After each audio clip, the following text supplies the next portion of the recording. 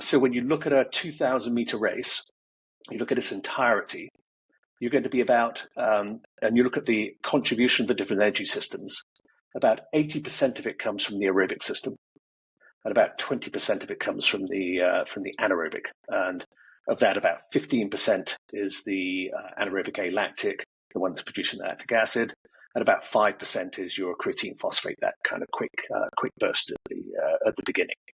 So really, it's about a minute and a half into the race is when your aerobic system is up and gearing, and after that, the longer the race, it's actually really more about time than distance. So these numbers are very approximate, but it's the aerobic system that's really carrying it. So that then says, what are you training and what's most important? I guess we're ready. So for everyone listening, I have Dr. Richard Hull here, who is actually currently over the Atlantic in the UK right now. So it's I guess much later in the day there than it is here in Philly, but over there I guess it's 3:00 there. So Dr. Richard Hull is someone who I've been super excited to have on to the podcast because it's winter training time for a lot of athletes here in the US. They are gearing up for the off season. They're starting to think about training and performance and maximizing, their performances on the erg and strength training, and just starting to think more or less about racing, but more about athletic development and maximum performance. And Dr. Hull was someone who came in on the US Rowing Level 3 cohort and gave us a full, presentation on training, performance, the mental side of training, and I absolutely loved it. And this is a perfect time to have him on to share a little bit about himself, but also dive into the why behind training, which is something that I'm very passionate about, and I feel like many athletes can benefit from. But before we dive into some very fun topics, Dr. Hull, why don't you share a little bit more about yourself, your background, where you're currently coaching today. You can share a little bit about the beautiful weather that you have over there, and let's kick things off with that. But share a little bit about yourself, and let's dive into some fun stuff. Fantastic, thanks, Kevin. So I'm, as you mentioned, over here in the UK now. I spent 30 years in the US, coaching in Olympia, then for the US junior national team down in San Diego, taking the Canamix women's team off to a couple of events. So I had my time in the US, but I'm back in the UK, which is, you'll probably hear from my accent. I did not grow up in the Bronx. I actually grew up here in the UK. My background, I was at Oxford University, did a PhD in biochemistry there. And while I was there, what I was really there for was the rowing. So I rowed in the Oxford crew in the boat race 3 times. Had a fantastic experience doing that. Rowed in the GB national team for a summer. I kind of fell in love with coaching at that point. I did take a detour through the business world for a number of years. I was primarily involved in innovation, helping researchers translate their science into things that would have an impact in society, often on the biomedical side. And so that's now I've come around to coaching again. And one of my passions, apart from actually getting out on the water and coaching athletes, is really exploring the physiological and the psychological side of the sport. And so I love getting down into the science, but I also love kind of getting from the science to what's practical and what can make athletes go faster, be happier, and be more successful both on and off the water.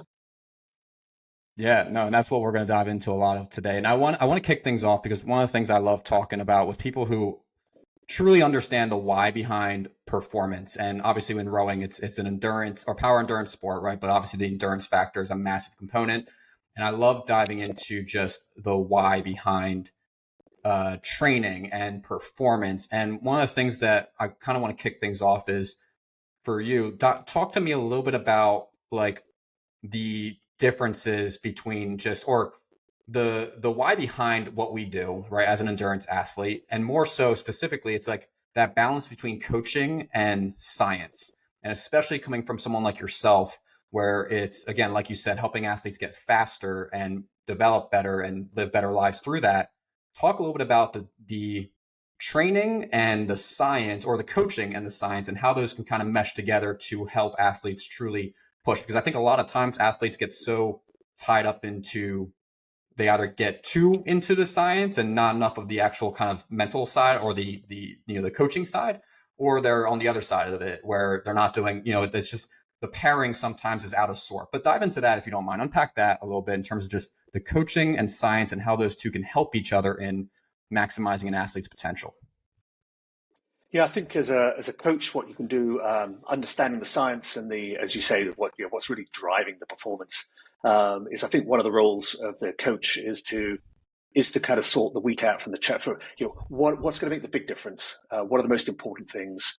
Where are you actually going to get the incremental benefits? So, as a coach, you're working on the physiological side, trying to make your athletes stronger, fitter. You're working around the biomechanics, flexibility, functional movement. Then you're also working with the athletes technically. And also, I think we're working with the athletes very much from a psychological perspective, mental strength development, values, grit, mental toughness, and so on and so forth. A lot of transferable life skills. So those kind of mesh together. And as you point out, it gets really complicated really, really quickly if you try to get very reductive about it. And I think what's interesting is thinking about that as an entirety, where you're trying to kind of pick out what does matter and what can we do to not just kind of play around with stuff that's not going to make a difference, but really focus on the big stuff. And with that, so I think one of the things that I remember from your conversation, like, and if we like, because I think a lot of athletes, if they just look at themselves and they think in the back of their mind, in terms of like, okay, like the reason I do this sport, there's many different reasons why athletes do this sport, but one of the big ones is that they want to go as fast as possible. And a lot of that is reflected upon within their 2K performance or 2K output. And the reason I like the reason why the winter's valuable is because it gives athletes an opportunity. I don't know how things are over where you are, but over here, right, we have the head race season. Athletes are racing every week. And as you know, right, you've been over here for, a lot of your career.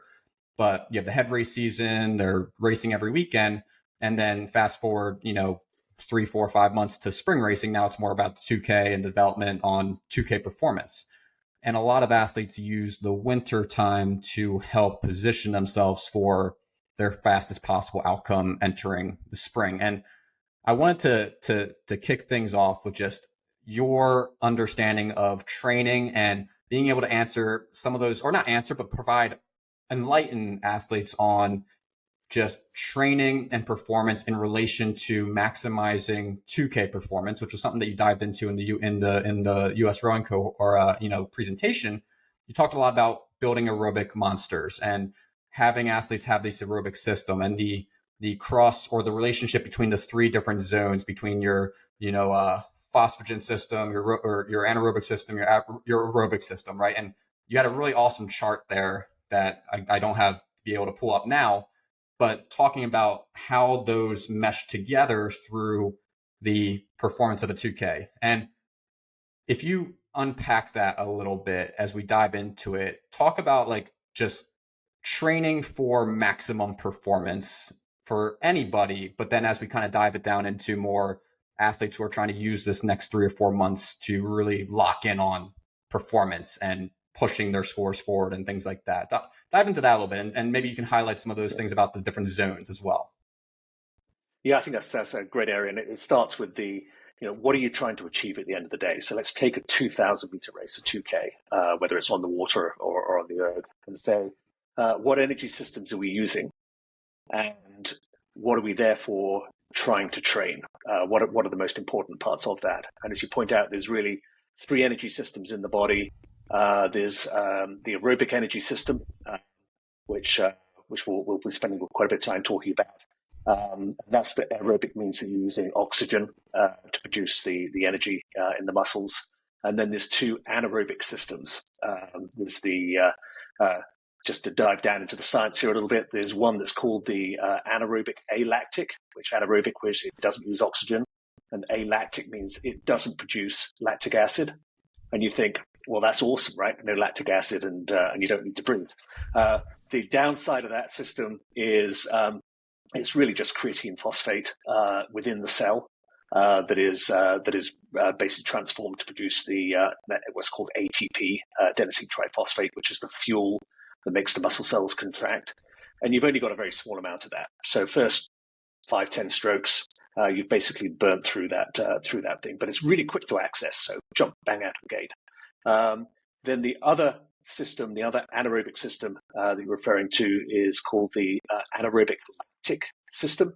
So anaerobic, it doesn't use oxygen, but lactic, it produces lactic acid or lactate and nitrogen. And as we all know, there's only so much of that the body can tolerate. And then finally, as you said, there's the aerobic system, which is where you're basically using oxygen to produce the ATP, and you do not produce lactic acid from that. So those three systems are all working at the same time, but they take different times to kind of gear up, if you like. The first one, the creatine phosphate, bang, really quick.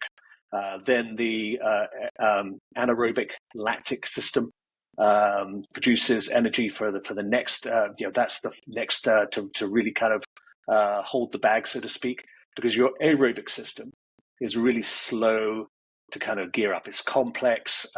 It's actually found in the mitochondria, which are kind of little beasts within your cells, little power packs, and it's relatively complex. Takes some time to gear up.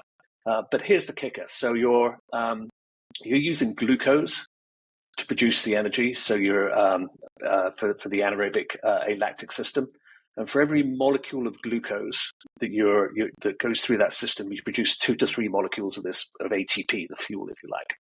And then you get the byproduct. It's called pyruvate, which then breaks down into the lactic acid and hydrogen ions.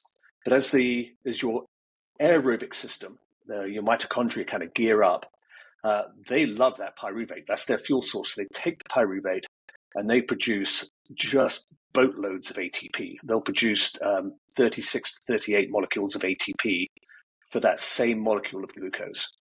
So you've got almost 20 times more additional ATP produced by being able to get that aerobic system up and running.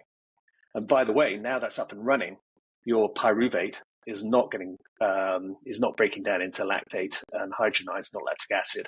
So you're able to kind of sustain this for a very long period of time. So when you look at a 2,000 meter race, you look at its entirety, you're going to be about, and you look at the contribution of the different energy systems, about 80% of it comes from the aerobic system, and about 20% of it comes from the anaerobic. And of that, about 15% is the anaerobic alactic, the one that's producing the lactic acid, and about 5% is your creatine phosphate, that kind of quick burst at the beginning. So really, it's about a minute and a half into the race is when your aerobic system is up and gearing, and after that, the longer the race, it's actually really more about time than distance. So these numbers are very approximate, but it's the aerobic system that is really carrying the there. So that then says, what are you training, and what's most important? The two anaerobic systems are actually, I mean, if you train for them, you will get benefit. So for something like the creatine phosphate system, doing 20 strokes on, 20 strokes off is going to be, you're going to see some benefit around that. If you want to be improving your anaerobic lactic system, 500 meter pieces would be awesome. 6 by 500, 8 by 500, just getting it where you're not giving too much of a break either, and you're really feeling it. But and you'll get, if you start doing that, you're going to get a response pretty quickly around getting better at that. But say you get, this is very hypothetical, but say you get 10% better at both those systems. That's only 20% of the whole. So you're only improving by 2%. If you can make 20% improvement on that 80%, that's a whole lot better, right? So you're like, well, let's focus our time around the anaerobic system, the aerobic system.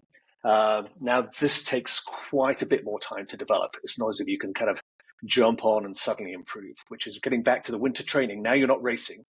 Now's a great time to really be building that aerobic foundation that you're going to continue into the spring, into the race season, through the summer into the fall. So is that kind of giving a enough to Yeah. span from the deep science down to kind of what we want to focus on?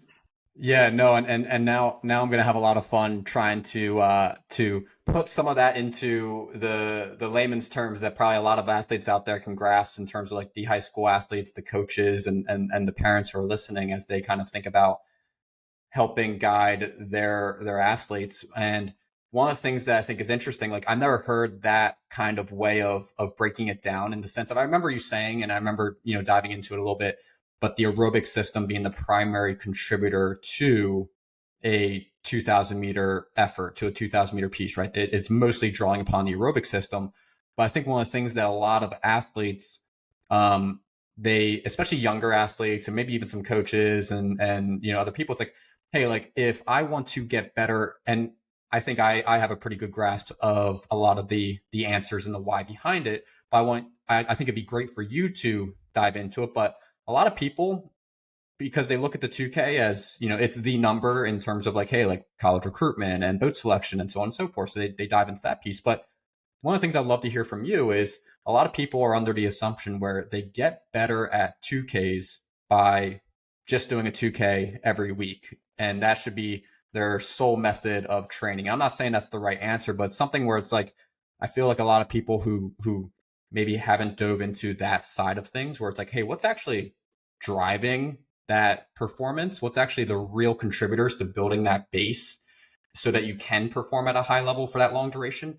And a lot of it's not just, doing, bashing your head into the screen doing 2Ks, every day. You have to build the entire base as an athlete. Unpack that for individuals out there and give them a little bit of light, shine a little bit of light on the total training landscape and why they might have to rethink what is an actual high return use of their time training wise. Yeah, I think that's great, and we can actually talk about where the athletes are in their development process as well, because I believe that changes. But let's talk about a more experienced athlete that has done quite a bit of training already and think through what's going to work for them. Because if you look at it from a biochemical perspective, what you really want to be doing is, well, you've got the oxygen transport to the muscles, but then you've got what's called the utilization of the oxygen in the muscles, which is really what's in the mitochondria, as we're talking about. So you're saying what types of training are actually going to make me able to burn more oxygen in those muscles, and you basically want to have more mitochondria. The more mitochondria, the better. To be an aerobic monster, it's basically let's have lots of happy mitochondria able to kind of burn that oxygen and produce that ATP. So there's two biochemical pathways that produce that. One way to produce more mitochondria is through long distance, low intensity work. So you're talking about high volume, low intensity. You're talking about from a training zone 1, zone 2, or UT1, UT2. So zone 1 or UT1, UT2 training. It's from a technical point of view, it's you're low on the millimolar of the 2 to 4 millimolar max of your lactate, which from a coach that doesn't have access to lactate testing and so on, you're talking about somewhere around 70% of 70 to 80% max of your maximum heart rate.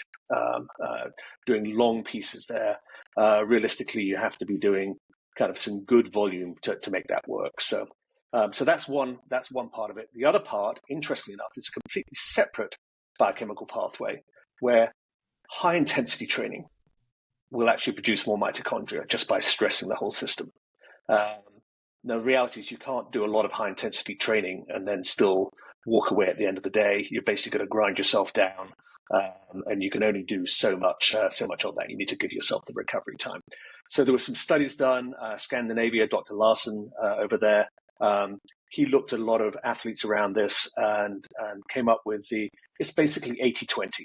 If you're spending about 80% of your time on the high volume, low intensity training and 20% of your time on the high intensity training, you're actually going to get the best effect. And doing both of those is better than just doing one or the other. So as you look at that, you look, well, great. That's actually the science behind what you might call polarized training, where you're basically either going the low intensity for very long distances, or you're really kind of kicking it out of the park with short high intensity pieces.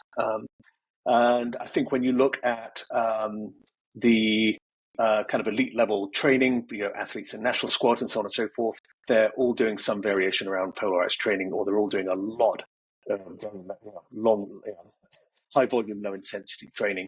So then the question becomes, is that the right thing as you start your training? And here's my view, having looked at this, and again, so I think that when you're younger and starting out, and that could be, you could be 13, 14, 15 years old. Maybe there's a bit of variation if you've done some cross training and swimming and so on and so forth. I think any training is good training. I think it doesn't really matter. And in actual fact, now you've got those other aspects of what's most important coming into play, which is your technical development, actually learning the skill, and then also developing a passion for the sport and staying interested and engaged. And so I think for the early athletes, just basically getting out there and doing things, and not going, not trying to put out the big volume, not trying to go for miles and miles and miles. You're just going to learn to row poorly and really bed that in. So have fun, do short races, make it a kind of really engaging atmosphere, learn the skills, and really just by walking around and growing and doing exercise, you're going to build a base. And I think you see this with your novices doing the 2Ks on the ergs, right? Which is they do a 2K on the erg and then they get off and they literally can get back on, a day later and have a PR. And I remember talking to some coaches. It was Oakland Strokes used to have. They'd have their novices do a 2K. They'd take half an hour break and have them do it again. And literally 90% of them would PR on the second 2K, from the first to the second. So early, it's easy to see progress when you're early. It's actually more about the mental side. We'll get to the psychobiological side. It's about prior experience and other things like that. And I think so. I'm not too fussed for novices about what they're doing, as long as they're kind of running around and doing some stuff. I think that you've got to get from that to through what you might call your pyramidal program, where you basically have a big base of low intensity work, and then there's a peak of the high intensity stuff. To either that or the polarized training. You can get caught up in the terminology there. When you actually think about it, they're not actually that different, because in polarized training, to get to the high intensity work, you have to go through the middle range anyway. So you're probably getting a dose of both. But I think for your audience, one of the things that I've seen happen often with the better athletes is early on they make a lot of progress just by going gung ho and going at it. And the harder they try, the better they do. It's great. They're going to get an adaptive response to any training they do. It's just glorious. And then they start to plateau, and other people who haven't been quite as quick start catching them up. So what's the response of your good athlete? Well, they train harder. And they go at it again. And now they're actually tilted over. Now they're not 80-20. They're 50-50. Every piece they're doing is high intensity. And they just start to then see a degradation in performance, and it's just not fun. So a lot of the conversation I have with athletes that have probably rowed for 2 or 3 years, really starting to build the volume, starting to be very successful early, it's can you train, you know how to train hard. Now, can you train smart as well as hard? And so one of the hardest things for those high-performing athletes is beginning to get to where they are, where they can do the high-volume, low-intensity, where every erg isn't flat out, where they're actually holding their heart rate to 150 or below, where they can actually get off the erg and feel like they're not dead, that they can walk away. That's great. That's recovery from the high intensity stuff, and that 20% where you have been intense. And it's also benefiting you significantly. So I think the athletes that can stick with that over the winter time, and it takes months to really begin to see the benefit. But by doing a high volume of low intensity work, all of a sudden they'll get on the erg for a 2K and they'll outperform where they were before. It just feels way easier. Quite frankly, what they've now got is a bunch of happy mitochondria, meaning that they develop less lactic acid for any given amount of work they're putting out. So All right, what's up, everyone? Quick interruption to the podcast to tell you about the Erg First, Row Second online course. This course is designed for athletes who are 0 to 3 years into their rowing career who are looking to better understand and maximize the concept to erg, because we all know the erg matters, and there is no better tool for developing rowing-specific fitness. And this course offers 3.5 hours worth of content and instruction to help you truly set a foundation that can set you up for long-term success. We're going to be talking about proper erg setup. We're going to be talking about controlling your environment. We're also taking a deep dive into rowing technique and also a really high-level view of training programs and allowing you to actually set up a path that can help guide you moving forward. So if you're interested, go to the website courses.at1000.com and go check it out. Because again, if you're 0 to 3 years into your rowing career, you want to have that stable foundation that you can start stacking bricks upon, where the erg is something that you are comfortable with. It's something that you appreciate, and it's something that you can best utilize in order to guide you moving forward. And that's what this course is all about. So check it out. Let us know if you have any questions. Talk to you soon. Now back to the show. Peace. So building off of that, I think one of the things that you said, like where athletes, they run into this plateau and now they're not seeing that same dramatic jump in performance every single time they get on the erg. And then they begin to start stacking intensity on top of their training. And they're kind of just, almost running on a treadmill because they're just continuing to not PR. They're continuing to run on this, treadmill of not going anywhere, but putting in a lot of work. And then all of a sudden, okay, like they hit a wall and they're not really seeing that kind of progress. And I think for a lot of them, they start to struggle with the mental side of shifting to lower intensity and, stacking extra meters on top of the work that they're doing and feeling, like you said, getting off the erg, feeling like they didn't just burn the candle all the way down to zero. They still have energy left. Like a lot of people struggle to kind of wrap their mind around that because they feel like they're not putting in the actual stuff that moves the needle forward. They feel like they're just, casually going out for a row, which obviously, as we know, like they're not they're trying to build that base, and the intensity does not be the same as you would see for 2K intensity or for anything like that.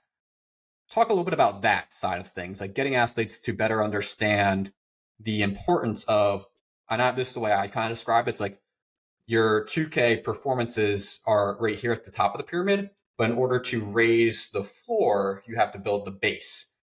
Dive into that a little bit in terms of just like what they should be doing in terms of like building that volume and understanding its value. Yeah, I think first of all, it starts with having the conversation. As we said, understanding the principle you're trying to apply, the fact that that you need this 80-20 split and you need to be doing the volume. I mean, I actually find a great way to put it is to actually give them the complete attaboy of actually being in the space where they've earned this conversation, and point out that this is a sign of maturity as an athlete to actually make the transition to training smart as well as training hard. And then you explain what training smart is. And I find this generally isn't an event, it's a process, right? Because the athlete has to live with it for a while. The more trust you have as a coach with the athlete, the easier the conversation, because what they're going to have to do is trust you, trust the process, trust the science, to basically do something that feels kind of a little bit kind of different for them at that point in time. If you have role models within the club that have actually made that transition, having them have the chat could be a super a good way to do that as well.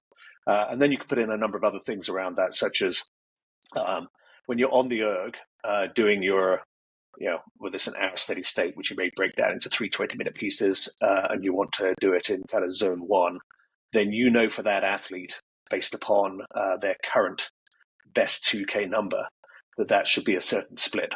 And I've used splits and I've used heart rates. Both of them are very effective. And you just say your job today, how your success is going to be measured today, isn't by how many meters you can pull in the time available. It's by how consistent you are on that split. Kind of the plus minus around that. And you can have process goals around technique on the erg and so on and so forth, and say this is more. So there's ways to kind of manage that. I know a lot of coaches are great at this and very kind of creative around it. But I think having the honest conversation, role models, and then having some numbers and targets you can kind of actually measure around this are good ways to at least start that. Yeah, no, I love that. I love the like thinking about it in terms of, hey, this is actually a good thing. Like this is a maturity, like you said with the maturity conversation. Like this means that you've evolved now from kind of phase one where you're PRing every time you touch the earth to now you're going to have to think a little bit more strategically about how to earn those next seconds and earn the next speed improvement. And one of the things that I want to also dive into on you just mentioned it, but and just zones and heart rate versus like erg zones, like splits and stuff like that. And then with your experience working with a lot of athletes at different ages, but also high school athletes and things like that. But one of the things that I always say is like, I think heart rate's obviously incredibly valuable, but I think oftentimes people almost get too wrapped up in it sometimes. And, younger athletes, right? Meaning like, hey, like, freshmen, sophomores, juniors, even seniors, and sometimes even at the college level. But you also referenced the use of split targets based off of 2K or other maybe tests that you might do on the erg. Unpack that a little bit in terms of like, okay, what do you find is an effective approach for this particular athlete or that particular athlete, and what you feel like, and again, I always kind of veer on the side of split targets because every athlete now has a number. It's a little bit more transferable because a lot of athletes don't have heart rate monitors, don't like using them, whatever it may be. Give me your thoughts on that, the zones that you're now basing your training off of and the effectiveness of one versus the other. Yeah, I think I agree with you. I actually prefer using the splits when you've been able to kind of calculate them off. I mean, you can do proper VO2 max testing and then work back from that, but just working as a percentage of 2K, I think is a great way to do it as well. I have used heart rate monitors, particularly if you've got kids going out for runs and so on and so forth, and you have the resources to do that. We've generally had club heart rate monitors that people have worn, and I find the reason I like having the heart rate monitor is giving the athlete another indication. It's another way to look at it. They're not just staring at the screen. So there's something else that's kind of a little bit different, a little bit new, a little bit special around doing some of that stuff. I think if you look at the pure science, you can argue if you're dehydrated or you've had coffee, then your heart rate's going to be higher. You get a lot of variation around individuals, so you should really understand what their maximum heart rate is and then work back so that you'll be able to measure that properly. So splits can be a kind of a more accurate way to do it. I think, again, let's step back and say, what are you trying to achieve here? I don't think you're trying to achieve absolute laser perfection in terms of either a very particular number you're trying to hit or a very particular heart rate. What you're trying to do is not have this gung-ho athlete go way harder than they should. And so often what happens is you'll come along and you look at them and you can see they're out of breath. You see it from across the room. You'll come up and you go, what's your heart rate? They go, oh, it's 180. It's like, bring it down.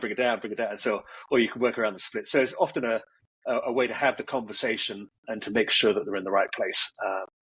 And the best trained athletes, after a while, you could turn the screen off, not have a heart rate monitor, and they'll know whether they're in the right zone, whether it's easy enough. If they can talk to you easily, then that's great. But I think having the tools there, I think, could be very helpful as you make that transition. Yeah, no, I love that, and I think that's really practical advice for athletes out there. I think that's really really valuable. And one of the things that to kind of build off that, like, talk, and I would love your thoughts on this. And again, I want to dive into the mental side of training and things like that as we kind of get deeper into our conversation here. But one of the things I think would be really valuable for people is actually it's kind of a two-part question. But number one is just, okay, the guidelines that you have around that 80%, right? If we think about the aerobic system as 80% of our training with the ultimate goal of maximizing the 2K performance, right? If we think about the 80% being that low intensity, but also the 80% of the aerobic system carrying, kind of through a full 2K effort, I'd love your thoughts on specific guidelines surrounding that 80% that is maybe useful to athletes, masters athletes, even, right? Some older athletes might be listening, coaches, as they kind of construct their training programs. So just useful guidelines. And then also bridging off of that, like testing that you might do to help better navigate those specific guidelines. So you referenced 2K. Are there other, kind of ones that you highlight often, right? Whether it's 6K, 5K, 30-minute, right? And then, kind of reverse engineering that to kind of get that 80%.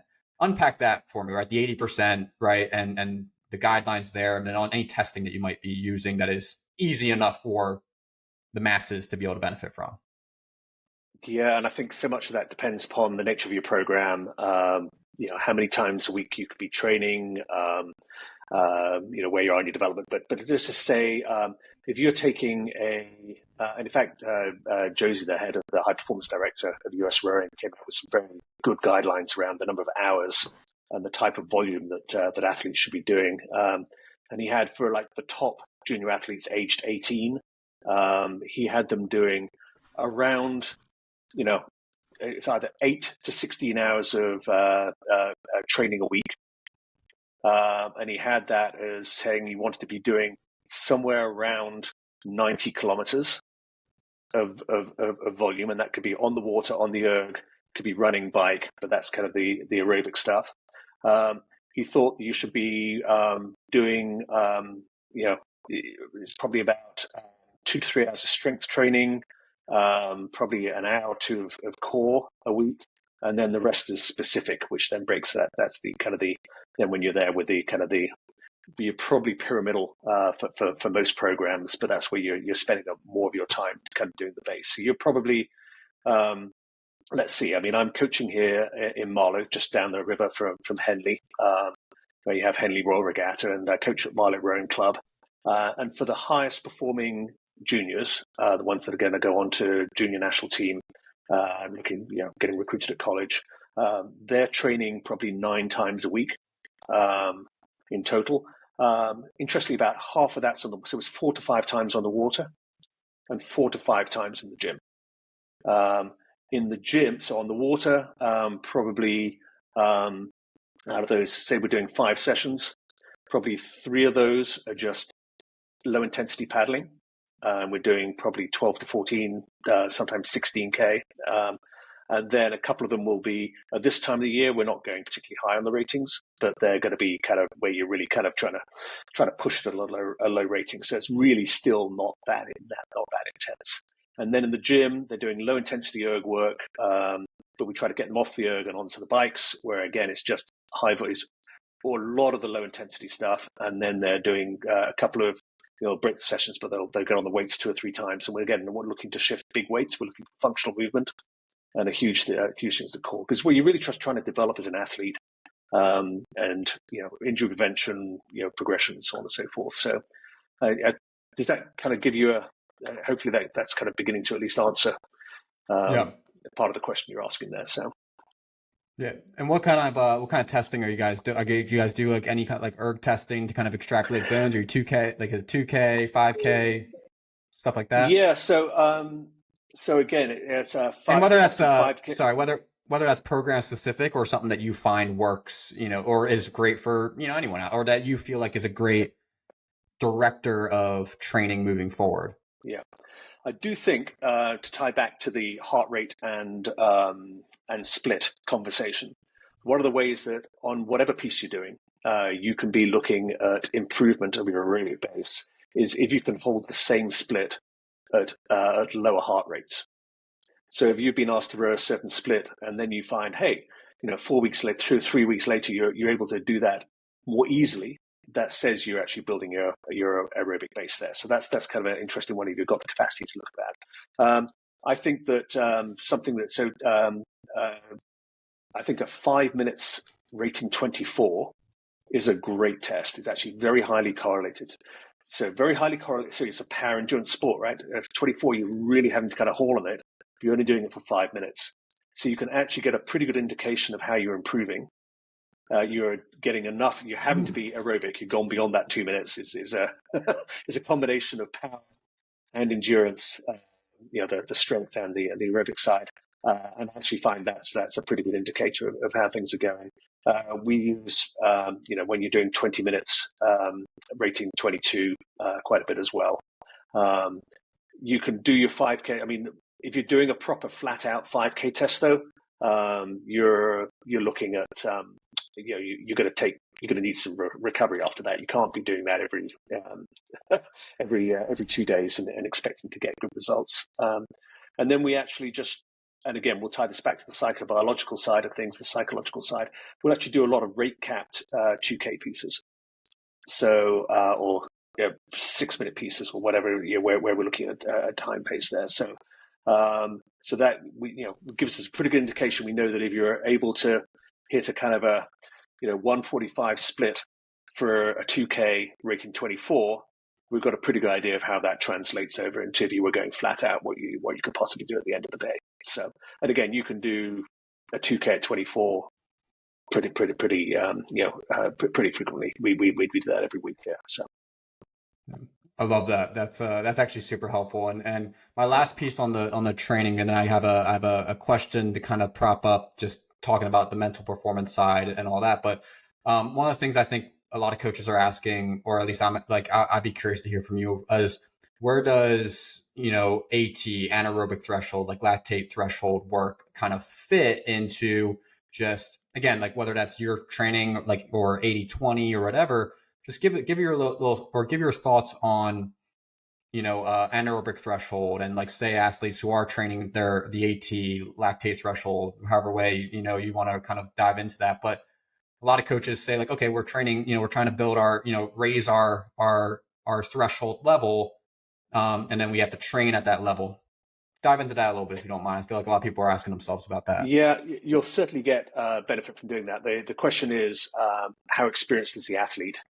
And are you able to kind of really do sustainable work at that threshold?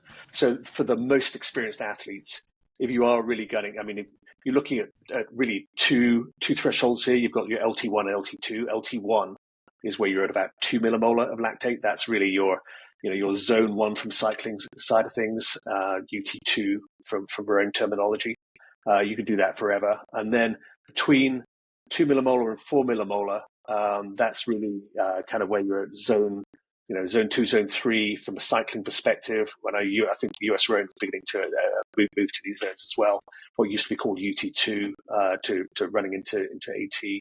And that's you're there. You're running from your lactate threshold 1 to lactate threshold 2, which is 4 millimolar, and that's where So now you're producing more of that pyruvate.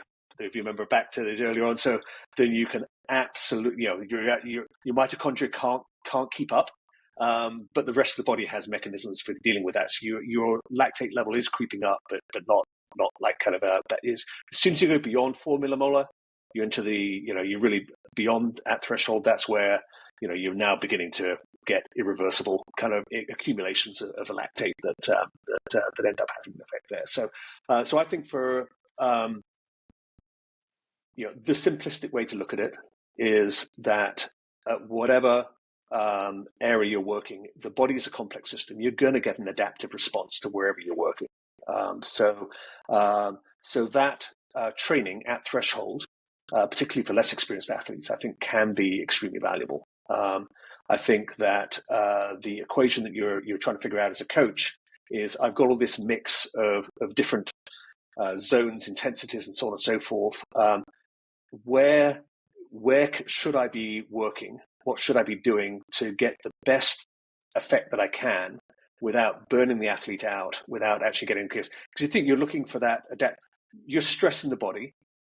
You're going to get an adaptation around that, which is great, that adaptive response. You want to accumulate those adaptations, but you want to minimize the amount of stress that the body is, or strain that the body is then having to deal with.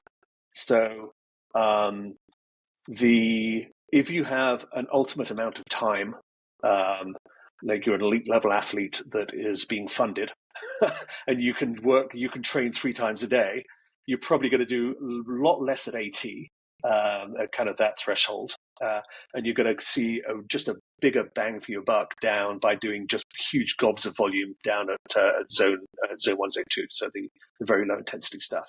If you are a less experienced athlete, or you have less time, you can do much more intense work but you have less training blocks to do that. So I don't think and it's great when you look out there, you can see different people training in different ways and having success. I don't think there's one magical system that works, but I think for any individual coach or athlete, looking at this and understanding their training volume, how much they've got, where they are, what's going on psychologically as well. I think that's what other stresses are in their life. I think that's going to be it's going to get you to an interesting answer as to, am I doing the right amount of work in the right zones to get given the time I have available. Yeah, no, I think that's a good way to think about it. Because again, like it all comes back to what is the total, what is the total volume that or the total amount of time that you're able to dedicate to training, and that's obviously going to be different for someone who is, full time funded, right? They got, they can dedicate a lot of hours to maximum volume and some intense, or kind of the 80-20 format. But for people who have a finite window to kind of get the most out of it, they might have to investigate other, training balances. And one of the things that I think is very, and you kind of started that last piece with a little bit about what I'm curious to dive into now, but the mental side of, the mental side of maximizing performance. And this was something that we talked about, during the US rowing presentation, and diving into a lot about just, okay, like the barriers that exist in maximizing performance.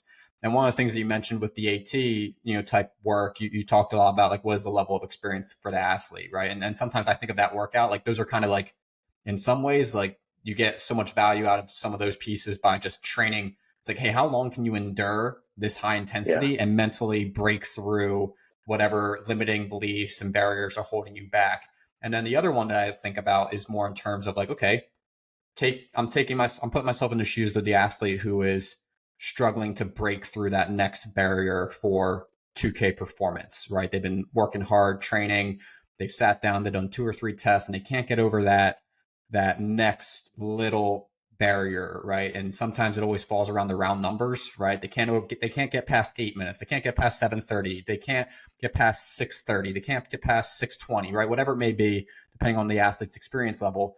But you can take this kind of wherever you want because it's a very broad topic, but talk about the mental side of training, the ability to fight through those barriers that are holding ourselves back, or the inability to fight through some of those barriers that are holding athletes back. Talk about that a little bit for me, if you don't mind. It's a great point, and it's great because I was actually going to bring out the point that often you're not going to be everything has to work together, right? The physiology, the psychology, the technique, and so on. So often you will do workouts that physiologically make no sense to do, given your training volume and everything else, but you're absolutely going to be seeing benefit from a mental perspective, or sometimes from a technical skill perspective. Is, can you hold that technique or rating for that period of time? So that's what. But I think as long as it's a conscious choice that you're making at that point in time, then that's awesome. So I want to talk about the psychobiological model of endurance sports in a moment. But there was this one study that just came out a few months ago, where the Swiss under-17 cycling team tried to answer the question of how much is physiological versus how much is mental, and they ran a time trial with the athletes cycling 1,300 meters uphill. And what they did for the physiological measure, they used VO2 max, the maximum amount of oxygen you can generate. So it's basically an aerobic engine measure, if you like. And they had a whole bunch of psychological measures, self-assessed in this and so on and so forth. They all then, the scientists went away, got their stats packages out and started to get very excited and crunched all the numbers.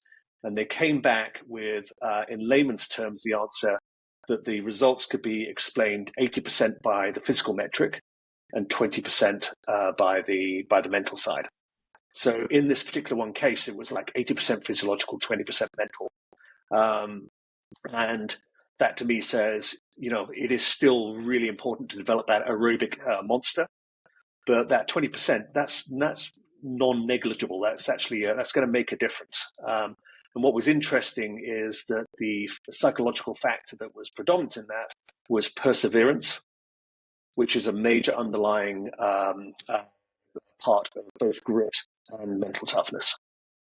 So I think that, underlying the psychobiological side of things and thinking through the mental side, I think that's kind of an interesting kind of way to contextualize it, as you say, understand what you're working on and why you're working on it. So the mental side, psychobiology is an interesting term. You've got psychology, biology. What it really says is, it used to be thought in the classical way that the reason you slowed down or stopped was primarily a mechanical failure. It was pain, muscle fatigue, and so on. The psychobiological model says, no, you know what? Pain and muscle fatigue are very real, but it's really the balance between motivation and perceived exertion that actually figures out whether you slow down or stop. And muscle pain and fatigue are part of perceived exertion, but then there's a whole bunch of other factors that go in there as well. How mentally fatigued you are, how positive you're feeling, your self-belief, hydration. You look at the factors, and there's a whole raft of factors that go into that. You can actually, as an athlete, learn around, and as a coach, learn around, and actually control. So I think that you can talk, and I'm happy to talk about grit and mental toughness, which is kind of, you can get into kind of how do you develop those. And those are very, very teachable concepts. But if you're looking to break through that barrier on your 2K, if you're looking to say, okay, from a psychological perspective, I really want to get to the next level here. I think there's a study by the British Psychological Society. Again, it was like literally about a year ago. And it's like, thank you, scientists, because they went away and they looked at all the literature, and they came back with what are the approaches that the literature says are real, are proven, and that you can actually administer without a sports psychologist on staff. And there were 4 that I think are particularly relevant to rowing. One is race goal setting, and I'll talk more about what that is specifically. Second is self-talk, which I think is enormous. I've had huge effect with that. If-then planning is another psychological tool you use. And then very particular race planning around how you do that. So if I break that down, if someone comes to me and says, I can't get through on the 2K, first of all, I would say, you look at what their goals are, and often they'll have a number that they're trying to hit. You say, well, let's actually create another set of goals and actually be thinking more about process goals, about how you're going to feel at a 500, what you're going to be thinking, and so on and so forth, and kind of break that down. I think if you look at that can be quite motivational to have the chunked goals there. The area that I would probably focus most on is, I would say, what's that voice in your head saying, and how are you responding? Because you'll find everybody has that voice in their head, right? That when you get to 1,000 meters, you're just like, the voice is going, you're done, your legs are burning, and it's very difficult to kind of and just you got 500, and you literally, that voice is going to be chirping away. So actually have the athletes name their voice, and some of them call it Mr. Grumpy. Other ones have names that they then won't tell me, because I know that they're not allowed to use that language around the gym. Whatever it is, it doesn't matter. Just they need to, because that voice isn't going to go away. Ignoring it is actually worse than listening to it. But you need to have a good answer for it. So, and then you start to break down, what is the narrative in your voice? What is your, let's think about 2 things. Let's think about motivational self-talk, and let's think about technical self-talk as well. So the technical self-talk can be things like how you're actually going to be, thinking about the technique at various, that can actually be quite a good distraction. And also be helpful in terms of performance, particularly on the water. But the motivational self-talk, I think, is very interesting. And what you find is there's no rocket science to this. Certain phrases will work better with certain athletes than others, and a phrase at certain periods in the 2K will work better. They'll be different as they go through. So often some of the self-talk early on is calming. It's just about being focused, about sticking with the plan, about attaboy, they're sort of just great, you're doing perfect. So, and then the stuff comes later, which is just the really kind of the motivational stuff. And of interest, when you actually develop that self-talk, and the most advanced athletes here will journal it, and actually develop a self-talk plan through the race, for the race. They'll work on phrases, and they'll either work or they won't. If they don't work, they throw them out, and the ones that work, keep in. Putting that self-talk in the second or third person is better than in the first person. So I can do it is not as motivational. There's a wonderful study here that actually gave a numerical answer to this. it is actually less effective than you can do it or Kevin can do it. I mean, it's kind of a little interesting kind of anecdote around that. So I think that the third one was the if-then planning, which is if something happens, what am I going to do? And often that means it could be all of a sudden I fall off the split, or it could be things that you can actually think, that they're probably going to happen, or your legs start burning, or that you're actually ahead of split, it's feeling easier than you thought it would, or that you rotated too high. I mean, so you can think of all these contingencies, or it could be the person next to you falls off the erg, or it could be someone opens the door, or it could be the coxswain that you have said, please don't say anything behind me, is now standing behind you, yelling in your ear. I mean, so actually thinking through all these contingencies and actually having a plan for how you're going to react and think and feel can be particularly helpful. That can work on the erg. It can be even more powerful when you're actually racing side by side. And you could be thinking about what the competitors are doing, how things are going, whether maybe what are you going to think and do if you catch a buoy, so on and so forth. So race goal setting, self-talk, if-then planning, and then putting all that together, the self-talk, the if-then planning, everything into that, and the goals into a race plan that is chunked, I think and then practicing parts of those race plans. So having a race plan you've never done before is unlikely to be successful. You can, as best you can, practice the components, simulate what you can do. So I think there was a great example of an athlete that had a lot of mental kind of challenges around a 2K,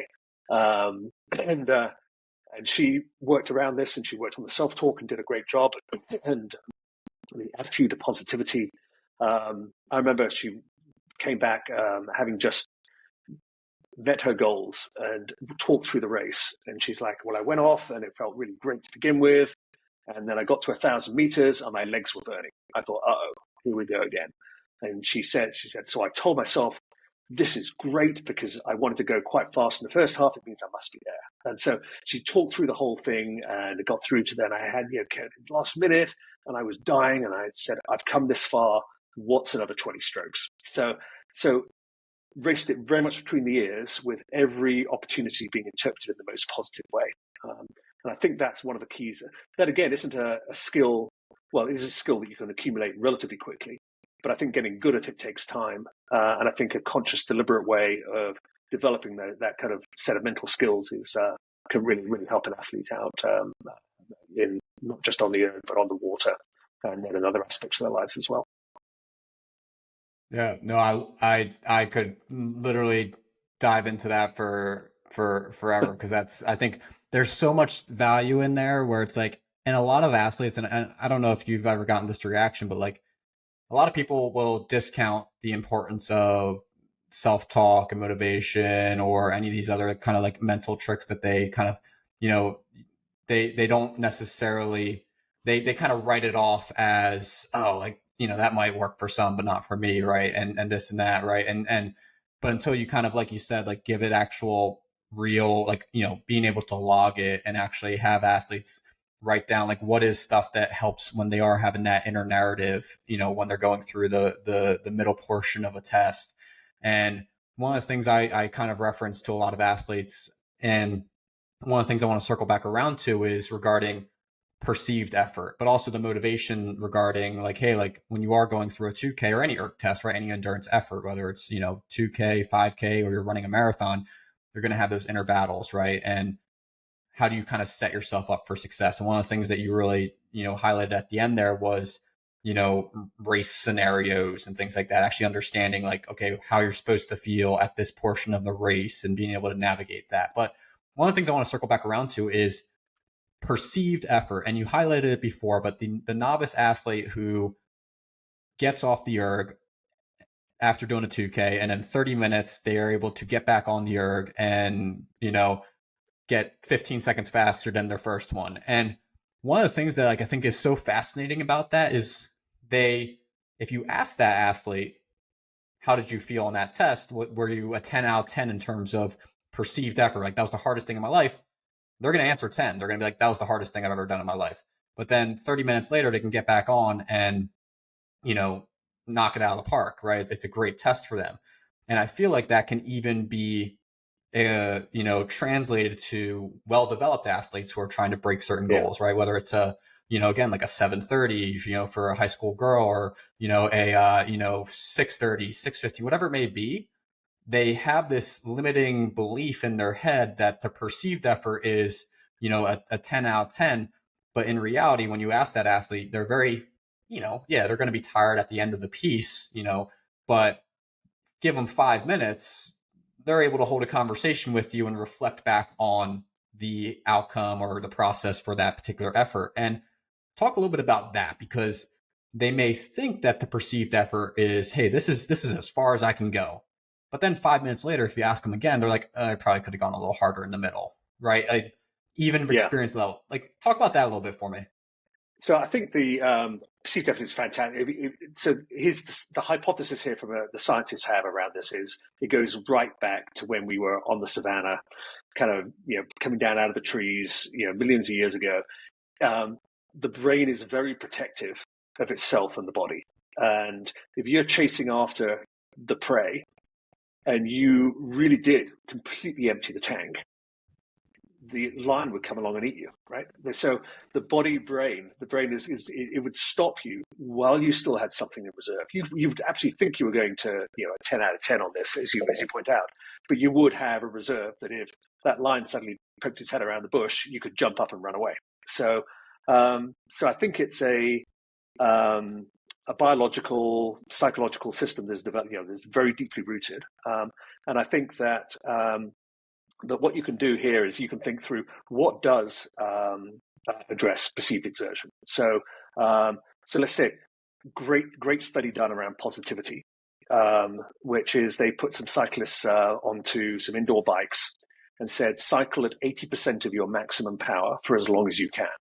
It's called the time to exhaustion test. And unbeknownst to the athletes, they were either getting flashed with the subliminal happy faces or subliminal sad faces, frowny faces. Well, the happy face group, outperformed the sad faces by 13%, like significantly. There was nothing going on that they could find out about blood lactate, about heart rate, any physiological measure. It was all going on above the neck, not below the neck. So that's where, even if you're not aware of it, positivity can actually have an effect on perceived exertion. Actually talks to coxswains in particular about the language they use and how positive they are, and the effect that can have on the athlete's physical performance in a boat. Another great one was self-talk. 800-meter runners through a self-talk program suddenly saw their times improve by 10%. Perceived exertion, the same, but they're able to kind of put out more effort at that level of 10 perceived exertion. Their self-assessed mental toughness went way up, interestingly enough. Mental fatigue's an interesting one to be aware of, because that can have a very negative effect. So they ran a study where they had some athletes perform. They either were watching a very neutral documentary, which was your control group, or they would, which is control, or they would have to do 90 minutes of a pretty mentally demanding task on a computer, which is actually pretty realistic to everyday life. Well, they found a 15% difference from the mentally fatigued group to the control group. And this was statistically kind of made sure that you're actually looking at the right stuff here. So, and again, their perceived exertion, all of a sudden, halfway through the cycling test, this is another one of those time to exhaustion tests, they found that the perceived exertion was way higher. It actually affected perceived exertion. The self-reported motivation was exactly the same. So it hadn't affected motivation, being mentally fatigued, but it had impacted. So if you're thinking about what you can control around mental fatigue and the race environment, whether it's on the water or on the erg, the more that you can just make it familiar, the more that you're not having to think about things, the more you have a standard warm-up, the more that you have a plan that you've practiced, the more that you're just familiar with everything, the more that you haven't gone, and again, maybe you can't control what's going on at school, but the more that you actually are mentally rested, the better you're likely to do physiologically. So those are some of the ways that these effects can mediate their way through perceived exertion in ways that you can control it. You find hydration, hydration and sleep actually have their effect as much through the psychological side as they do the physiological side. For all of these things like hydration, sleep, and so on, if you self-talk and having developed a sense of mental toughness, can actually help ameliorate some of those effects as well. So. And one of the things I think about is like it's like a feedback loop in terms of when you are in a test, right? Like even like, you know, it for me going out for a run this morning or for whatever training people in everyday life do, like the expectation that they put on themselves in the middle of that like piece or workout, even if, again, if it's something easy or hard, whatever, that negative self-talk starts to creep into their mind. And then it becomes this feedback loop of, man, I'm tired. Why am I tired? My legs are now tired. Okay, well, I guess I didn't sleep that well last night. You know, why did I stay up late watching that show? You know, this and that. Like, it becomes this feedback loop that middle of the piece or middle of whatever workout that they are doing, it starts to rear its ugly head and become much more pronounced and loud in the moment, where it's like you're just running or in the middle of a 2K, and all of a sudden you're thinking about, you know, that the fact that, oh, I can't hold this split. Why can't I hold this split? They can hold this split, but I can't. And now, you know, I didn't get enough sleep last night, and, you know, my relationship is unraveling, and this and that, like all these different things. And then it just becomes this massive weight on their shoulders. And then all of a sudden they start questioning why they are 2, 3, 4 splits off of what they normally can do in that particular performance. And it's just an interesting way to think. I don't know if you have any additional thoughts on that feedback loop, that negative feedback loop, but it's one of the things that creeps up a lot, I think, with especially younger athletes. I do, and I think of things in kind of two big buckets here. One of which is you can develop some of these skills, like the race, the self-talk and the event planning and the race planning. But there's also you've got capabilities around grit and mental toughness. It's really, if you have grit and mental toughness, it's a psychological battery that can help you deal with stress, either physical stress or psychological stress. And really, grit and mental toughness they're different sides of the same coin. It's all about perseverance, and the grit is about the long-term pursuit of goals. So it's what gets you up in the morning, gets you out training, keeps you, gets you back from injury and so on. And the mental toughness is more in the moment. It's the pursuit of that goal in the current moment. So that's your splits dropping. What are you going to do, and so on and so forth. So there's this psychological battery, if you like, that you can actually grow the size of, and then figure out how to manage better.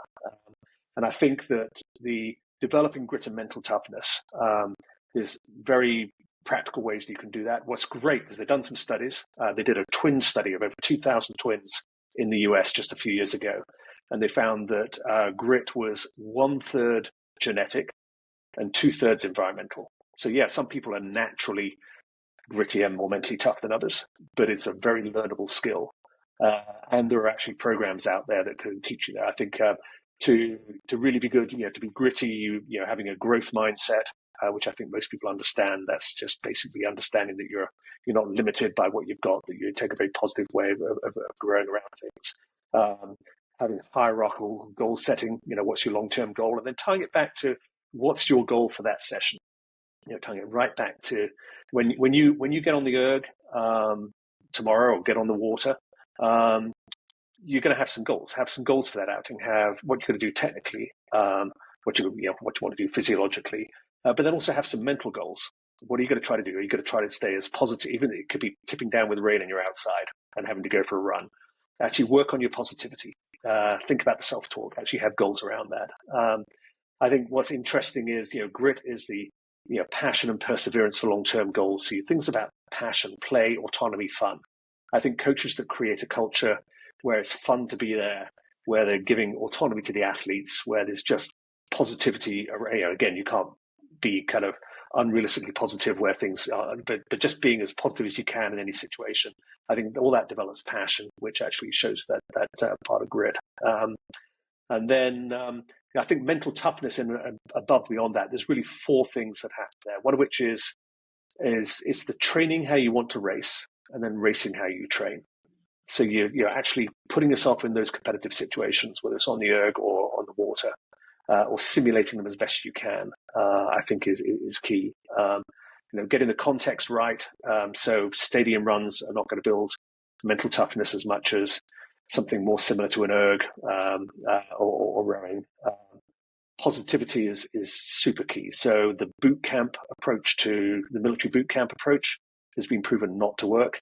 But positivity is actually associated with greater self-esteem, improvements in mental toughness. And then interestingly, teamwork, the concept of don't let your teammates down has also been shown to so all those, again, I think a lot of these things, coaches and in many cases athletes are aware of them. A lot of it's intuitive. I think the best coaches coach incredibly well around the mental side of things, the psychological side of things. I think what we've got is an opportunity, particularly with where the science has come over the last 3 or 4 years, to begin to get much more deliberate around that, as deliberate in this patient, and it's intentional around the mental training, as we do the physiological training we're talking about, or the technical training where you don't suddenly expect someone to have a good catch tomorrow. Or after try, it's like you got to try. You got to just keep on. You got to keep practicing. So same thing with these mental skills. You're not suddenly going to become mentally tougher massively tomorrow, but just get that little bit better and be as intentional about that as you are about the other aspects. And I think that will pay off. Wow, that was awesome. There's some amazing stuff in there that I think hopefully people can kind of run it back and be able to listen to again, because there's like, again, like it's just something that every single person who has ever been in an endurance event of any sort has had to or has encountered and has had to learn how to deal with those barriers, whether they overcome them or they fall to, they don't overcome them. And I think that's an incredibly valuable area for athletes to learn a little bit more about. And I want to be very conscious of your time. I want to kind of get you out of here with enough time. But my last questions for you are just practical advice, and this could be very big picture, but practical advice that you would provide to an athlete who is entering winter training. Again, high school athlete, college athlete, master's athlete, whoever. But if they were to reframe their approach to embarking on a 3 to 5 month span of erg training, being inside, indoors, dark, cold, rainy, whatever, and are about to embark down this path and hopefully get the most out of it come March, April, May when they're back on the water. Just let's kind of wrap it up with just some practical things that you might have for any of those athletes to hopefully, as they look back from March on the winter season, they feel like they got the most out of it from both the physiological, mental side, or mental performance side. Like take this wherever you want, but let's close it out with some of that stuff. Sure, I would start with the goal setting and the hierarchical goal setting that I mentioned before. So I would start with what's your end goal for where you want to be in 4 months' time. And that could be from the physiological side. It could be psychically or mentally. What do you want to achieve in that block? And then break that down into the next level down, which is what's going to happen in month 1, month 2, month 3, month 4. And then you can break down month 1 and try to break down month 4 out of the gate. Maybe a little bit difficult. Break down month 1. Go, what are I going to do in week 1, week 2, week 3, week 4? And then you can sort of start to look at all the supporting things that have to happen there, so that when you come to any particular practice, you say, oh, well, I'm going to be doing 3 by 20 minutes today, rating 20. I'm going to do it at this split or this heart rate. And I know that physiologically this is great because I'm building that aerobic base. I'm kind of hoping, maybe I've got a little goal of I'd love to do this at the same split, but let's slightly lower heart rate that I did last time. But I'm just going to use that as information. I know this is probably going to be, it's kind of a bit not mind-numbing. Sometimes just sitting on that erg. So, maybe I'm going to use this for sort of some mental tough. I'm going to, be analyzing my self-talk. What I want to do is get off the erg, and I want to be as positive as I can be. And I know technically, what I do on the water, I know the coach has been telling me, to basically control my body through the catch. So what I want to be doing, I'm going to set a mirror up, and I want to be really purposeful in my technical coaching today, because I can see how that goes through to my goals here, which go through to my ultimate goal of, by the end of this, I'm going to be an aerobic monster that has improved their technique and is mentally tougher. And as much as you can put numbers around that, the better. But sometimes it just has to be a kind of self-assessed side of things. So that, I think and again, some of those you can have hierarchical goals there. You can have your minimum expected. You can have your challenge goal and your golden belief goal, whatever you want to call them. But I think spending the time, investing the time up front in that hierarchical goal setting is absolutely key.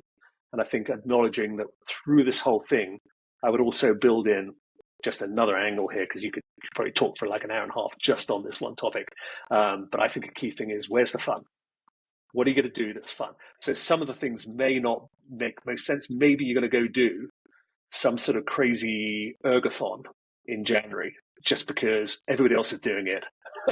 And it makes no sense physiologically if you're going to go do it. Or maybe you're going to do something else that is, I think, getting cross-training in there, and maybe building in more running, or indoor biking, or having a goal of trying something new, like spin class or something could be key within that as well.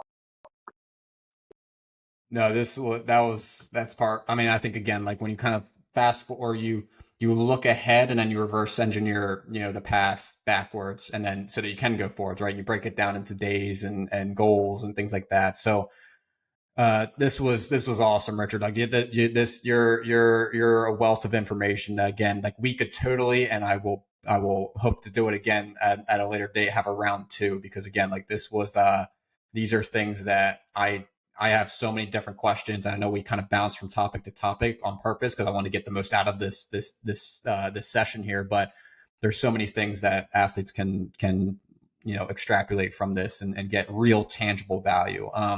But with that, last thing is anything that we can do to help support you and what you're doing, or any resources that you have available that athletes, or that you would refer athletes to, where they can learn a little bit more. Close things out for us if you don't mind. Just how can we help support you and your goals and your team and all that, and then also any resources that maybe athletes can leverage in their own paths. Great. Yeah. Well, as you can tell, I'm passionate about the subject. So I've been encouraged. I'm in the process of building and launching a website with the goal of providing these resources, the information and the resources that go from the science, and then track it all the way back to the very practical resources that you could take and go, okay, well, I want to become more mentally tough. How do I do that?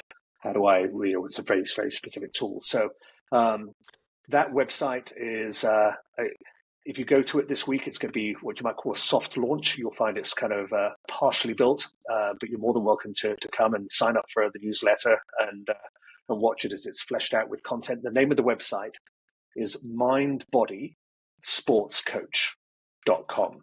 So 4 words, mind, body, as you might imagine, so psychobiological, and then sportscoach.com. And I'd love to have folks put that come along, check it out. in the notes as well. Yeah, we'll put that in the notes as well. That way people can just go and click right to it. But yeah, okay. Yeah. And I'll generate a comment section in it as well. So people then want to drop in what they want to hear about. Those are the things that I'll then write about first. So yeah, no, that's awesome. When did you, and then where are you guys in your current, like with your program and things like that? Are you guys kind of wrapping it up and moving towards off season now, or are you, is it still in the middle of racing and anything like that in the fall? However way they do it over there. Yeah, so in the UK, the head racing season goes all the way through into early spring. So we actually have, we've had some athletes at national team trials this last weekend. We have the Fours Head, which is a big race in London on the River Thames, coming up in a week's time. And then we've got a little bit of a hiatus until January, February time, when there'll be some other head races. So again, we had a period of excessive rain here, which made the stream extremely fast. So a lot of the early racing got cancelled, but we're just in a dry spell right now. So hopefully we'll get back on the water.